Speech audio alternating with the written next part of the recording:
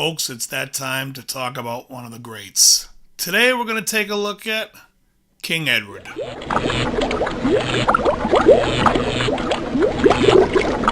The importance of Eddie Van Halen in music and guitar playing is probably, in my opinion, right up there with Jimi Hendrix.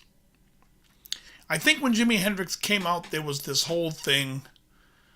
Here's a guy playing a Strat, and it launched 1,000 ships.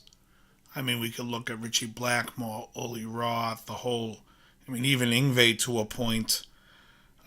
You have so many of these players, Robin Trower, Clapton, just all these guys who took that and were inspired by it and went somewhere. And then around 1978, we enter the Super Strat of Eddie Van Halen. I don't even think, his Strat on the Van Halen 1 album had the one pickup, but it was white still. And I know he recorded a lot of that with the Les Paul and that Ibanez Destroyer that he destroyed. But for me, it was the summer of 1980. It was the summer of 1980, and WBCN was playing. They were going to play Van Halen's new album. It was just being released, Women and Children First. I was 12 years old, and I was like, I'm going to record it. And I had like a 90-minute tape, so it was 45 aside. And before that album, they played Van Halen 2, so I recorded Van Halen 2 and Women and Children off the radio. I mean, which is stupid anyway, because those things never sound good. And within a couple of weeks, I had both of them on. I ended up buying them again, but I was like enamored. Anyways, both albums were great. I thought Van Halen 2 had some highs, but I also thought it wasn't as strong as Women and Children. Because Van Halen, Women and Children First was the first Van Halen album for me, it's always a favorite to me. Romeo Delight is always my favorite Van Halen song. Fools is great. How about Growth? The untitled track until the CDs came out. Well, I guess they had a working title, but they called it Growth. But In a Simple Rhyme, Could It Be Magic? There's so much great stuff on that record. I mean, we can go back now to 78, because let's go take a look at the first album before I was even there. On board with Van Halen. We had Jamie's Crying and I'm the One. You Really Got Me. They basically came out of the gate like a horse that's just been getting ready to run out the gate. And they went out and flew past everyone that was doing stuff at that time. I mean, they really shook some stuff up. Unfortunately, they shook too much stuff up. And I'll talk about that, because the 80s, it was a mess. I'm sorry. The hair bands, Poison, Warrant, all good guys. The guys that I know from that band are all good guys.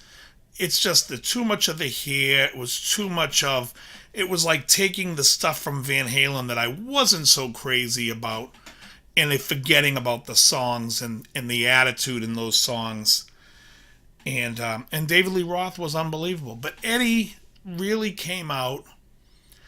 I mean, if we talk about Women and Children First, I don't know if you know that, but it's a Fender Rhodes piano playing the main riff in when the Cradle Will Rock, and you can hear it as he starts to mellow it and pulls the volume back on it. I think he's using a pedal, the volume pedal. You can hear it cleans up, and the amp is cleaning up, which by the way, I love. I love when people talk about guitar pedals and they're like, oh, but listen, when you pull the volume back, it really cleans up. Yeah, no shit. When you pull less of a circuit and less of a signal through, yeah, the part that overdrives is getting less and will do it less. Yeah, that's called common sense. I just get a kick out of it when you watch pedal reviews on YouTube, and it's like, and listen, it cleans up when you roll the volume back. Yeah, when you turn the volume all the way off, there's no sound, too. Anyways, but you can hear on what the hell I went off on that for? But on Women and Children First, you can hear in the Cradle of Rock. You can hear right before he says, "Have you seen Junior's grades?" You can hear that that's a Rhodes, and the only guitar is really playing just the solo, which is brilliant. Fair Warning, 1981. Well, there's several buddies of mine out there. Pete, Linus, I know you're one of them. You love Fair Warning. I think Fair Warning probably would have been. It's so neck and neck to me for Women and Children, but I think if I had heard it first, maybe it would have edged me out. But I just think like dun, dun, dun, kind of One Foot Out the Door. I think the Women and Children album just has more. Well, it's a little bit raw. I mean, I don't. God, it's tough. When I think about Dirty Movies, Sinner's Swing, Mean Street, and Hear About It Later, that side. God, that's tough. Wait a sec. So then you got In the Cradle of Rock, Everybody Wants Some, Fools, and Romeo Delight. Yeah, I think Women and Children edge it out. You know what? It's funny because if I'm driving down the road and I got Sinner's Swing on it and the windows down, that mood, that day, that second, that's the better album. I mean, that's how it really comes down. That's how you know like everything's really good. Unfortunately, Dive It Down comes next, and I think besides Hang 'Em High and The Full Bug and Secrets, those three songs, you can throw that whole record away for me. For me, you can. Those three songs are it. I think the rest is just a little sappy. The whole Senorita, no. Where Did All the Good Times Go? That doing the Kinks again, no. Dancing in the Street, terrible. I just do not like that album. And thank God we have 1984 to close out the Lee Roth years because you have Girl Gone Bad, Drop Dead Legs, Top Jimmy and the Rhythm Pigs. I don't know if anyone follows Norman's Rare Guitars, but they always Carlos Guitarlos was in there recently, and he comments a lot on their page. But Carlos Guitarlos was the guitarist for Top Jimmy and the Rhythm Pigs, who's the song Top Jimmy is about. Let me think. Who else? What else is on that record? Panama, it's overplayed and it was poppy and it wasn't my favorite. Jump, I always liked. Always like Jump. I'll Wait. Keyboard ridden, but I still love it. It's great. Great song.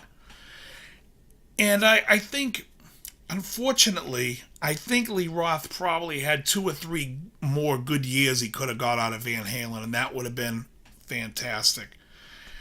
Because his first 2 solo records were like, well, people talk about Steve Vai. And I like Steve. I mean, I think he's a good player. I'm not crazy. Like, I do like his first album. I like what was in his head on the first album. But after Flexible, I don't really care for so much of his stuff. I mean, Passion and Warfare 2 has some good stuff.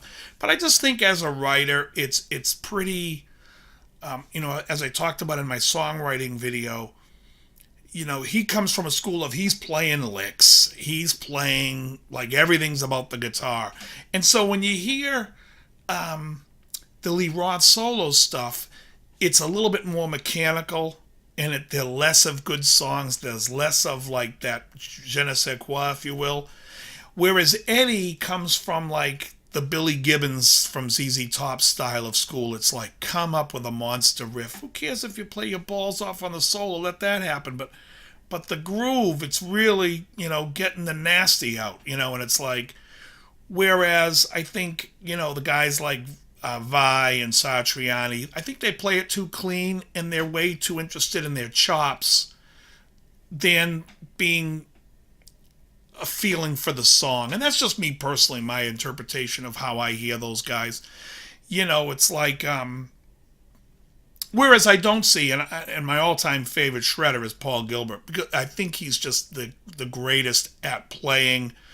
I don't think he's had the band or the person that works with him to give him that huge celebrity status. But I think that Paul Gilbert has that music sense. I think he really, you can tell the way he plays that he really likes harmony. He likes melody. And, you could tell he's a child of the 70s, like I am. We grew up on, those songs on the radio, those AM songs and those great harmonies and those chords. I mean, yeah, it's just great. But anyways, so now we get into the Sammy Hagar era of Van Halen, and it's still great. I hate to compare it because to me, and I think this is with a lot of people, and I don't think it's personally about whether you like Van Halen or Van Hagar better. I think it more has to do with what we're tying our youth to. And when you think of like Van Halen and the attitude and that summer, I mean, you think of like, I think of those summers of like 84, and I'm thinking, or like just even like around the time I was getting out of high school still and was still listening to the old Van Halen. You're listening to like all those songs, Beautiful Girls, and then Summertime Girls by Y&T, which was a great song. But I think those songs, they bind you to your youth, and you were like a coming of age type of person. And, then all of a sudden Van Halen grew up, and I can't blame him that he wanted to write different kinds of stuff once Lee Roth was gone. But and I think it's great. I think some of the Hagar, Finish What You Started, I think is great. Black and Blue. I mean, in fact, I think OU812 might be a better record than the first one there. And I think the For Unlawful Carnal Knowledge is their best album with Sammy. I mean, and just in general, like Eddie, although I was going to say some of the side projects he did, like, playing on Beat It was great. Such a monumental time, a thing. And, however, that Starfleet project with Brian May is probably not the greatest thing I've ever heard. It's fun, but let's leave it at that, all right? That's my Joe Pesci for you. But anyway, so Eddie for me is like the guy who changed. He changed it all. He did the tapping, and so then the guys like Steve Lynch from Autograph came out and did tapping. Jeff Watson from Night Ranger. By the way, those two guitar players, I mean, are total products of Van Halen, and again taking it to new levels, and with just a great pop sensibility. I think Eddie influenced a whole generation of guitar players coming out of from like 1980 on. And it's funny because, people talk about Randy Rhoads, like, oh, he edged out Randy Rhoads to do the tapping. I think Randy did the tapping all right, and I have no problem with Randy. I mean, I love Randy's playing. I just think there's two different animals here. I think, I don't know that Randy took a generation. The thing with Randy was Randy took classical, he was trying to be classically trained. And it started to go here. But then Yngwie came out, and it was like, what's that guy doing? And I think personally for me, when Yngwie came out, it kind of overshadowed the technical aspect of what Randy was doing, because it was just done, I mean, just really technically brilliant.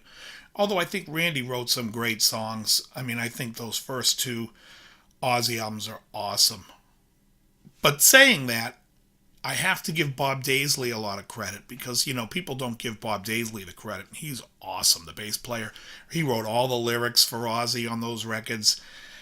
He wrote the melodies mainly. I mean, him and Ozzy kind of worked the melodies out together. And the reason why I say that, and I take away some of it from Randy, is because you can listen to Quiet Riot 1 and 2, which were the first two albums, and they're available, and you can listen to them on YouTube. But they're awful. And the music is terrible. I don't care what anyone says. That is unlistenable garbage. So Randy definitely had it in him to play and write some great stuff, but he definitely needed some prodding, because what Kevin Dubrow and him did together is just an abomination. It's terrible. I'm sorry. I'm not hoping to offend anybody. I'm just saying it's rotten. And that's why you never heard of it. They come out with it later, and it's like, they try to capitalize, and somebody re-released the early Quiet Riot records. The best thing to do with those records is to bury them. Take the big master tapes out back, start shoveling it like you're burying Billy Bats, and move it every 6 months. So, anyways, there's not a lot more I can say about Eddie other than the fact that, like, he's now he has his own guitar company, EVH, and they're made out of Fender's factory, and they do amps, and all that stuff's good. I mean, I wouldn't play it. It's not. I've played his 50. Well, actually, the 5150, the PV version, I really liked. It was a great sounding amp. A little bumblebee-ish, but when you decked it, I mean, I think if you take an amplifier like a PV 5150, a Mesa dual rectifier, any of these high gain amps, and you put them in a room, and you start going side by side down the level, I mean, they're almost all the same. As soon as you get, and then you put a mic in front of it, you figure out how you're going to mic it. There's a guy on YouTube, I think, that does that. He's a German or Swedish guy, and he tries to show the difference between the amps, and at the end he's like, yeah, there's really no difference. But they're all really, really similar, all based on the same design.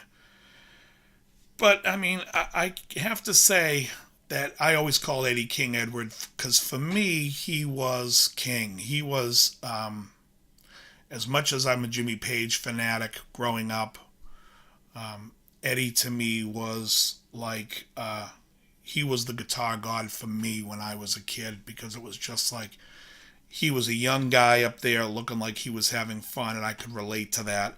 And a lot of my early style was based off his playing. I was a very legato player when I first started. It wasn't until I was about 22 years old I took like 5 or 6 lessons from Joe Stump in Boston, and really got my picking technique down, that Ingve technique down. And and I would say that I didn't lose the legato thing, because I can still do it. It's just I don't do it so much the way, like the Eddie way anymore. Much more, there's other guys who I like that do it. But nothing I can say, I mean, about Eddie. I think the guy was brilliant, and I think he should go down as one of the greats. It was almost tough for me to do this video, because I was like, I don't want to really talk about Eddie because it's so obvious. But then I was like, well, I did Jimmy Page, and I'm probably gonna, so when I do these videos, I'm gonna be doing like, a guitar player probably everyone knows and should be on everybody's list, and then a guitar player you may not have ever heard of before. And I'll do it that way, just so keep number one, to keep you interested, also to see that you see that I appreciate the same stuff that most people do. It's just I also am out in left field. Like a lot of people are not going to know who Bill Nelson, well, Robert Fripp you would, but like but they play for like David Sylvian, and people might not know who he is. Or Robin Guthrie on guitar is one of my heroes. So, I mean, it's just, I just figured I would bring up Eddie because the guy's a legend. And I don't know if I could tell this story because I don't want to get anybody in trouble. So, a friend of mine somehow got Eddie's number and gave it to me. He was like, hey, you want Eddie's number? I'm like, yeah, I'll probably never call him, but why not? So he gives me his phone number. And a buddy of mine, about a couple of months later, calls me up, different guy, and he says, oh man, I just ran into Eddie Van Halen on Main Street. He was hammered. I'm like, oh really? He's like, oh yeah, he was talking to me for like 20 minutes. I'm like, you're kidding me. He's like, oh, he was with this girl, blah, blah, blah.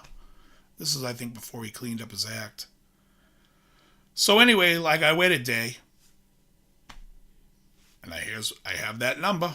I call him up. I'm like, hey, I leave a message. I'm like, hey, Eddie, it's Dave. Listen, ran into you yesterday on Main Street. You invited me to come down to your studio. Figured I'd come down and check it out.